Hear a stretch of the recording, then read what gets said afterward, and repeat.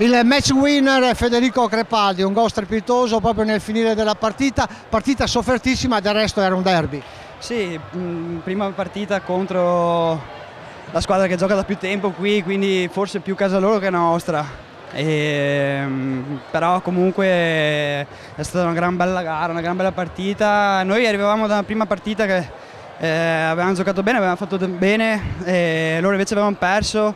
Si vede che l'hanno sentita bene perché non erano battuti per niente, sono andati sotto, sono ritornati, sono andati al pareggio, quindi ci hanno creduto, complimenti, anche perché sono molto giovani. Ecco, questa è una sfida che si ripeterà anche in campionato, grande rivalità fra le due squadre, però è stata una partita corretta fino all'ultimo. Sì, no, grintosa, al punto giusto, gli arbitri hanno fatto bene, non ho visto errori né da parte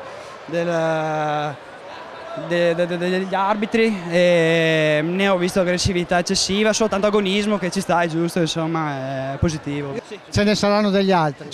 Speriamo tanti. Oggi potevo farne sicuramente qualcuno in più, non ci sono, ingranerò tra un pochino, dai, no, è appena iniziata.